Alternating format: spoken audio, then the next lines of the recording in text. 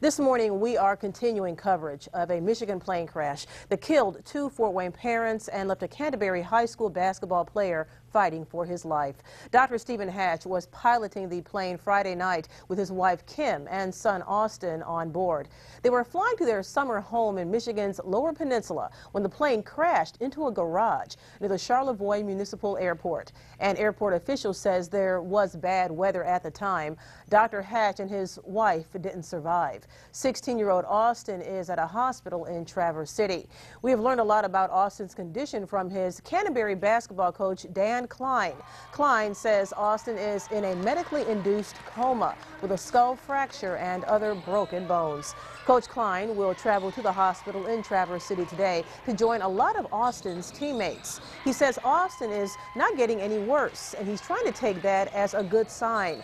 As long as his condition doesn't decline, Klein says Austin could be brought out of the coma today.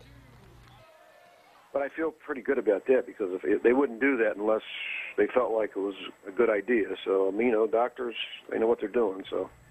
Austin's father, Dr. Stephen Hatch, was a partner at Pain Management Associates in Fort Wayne. He was also a major advocate of Smith Field and even played a huge role in keeping the airfield open a few years ago.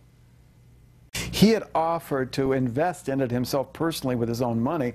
He was that passionate about keeping Smith Field open. And I'll tell you, that was the one thing that really impressed me the most about him. And we have learned this is not the first plane crash involving the Hatch family. In 2003, Dr. Hatch was piloting a plane that went down in Wells County. Austin's mother and two siblings died, but he and his father survived. The cause of Friday night's crash is still under investigation. A preliminary report could be out in 10 days, but a final report could take 18 months.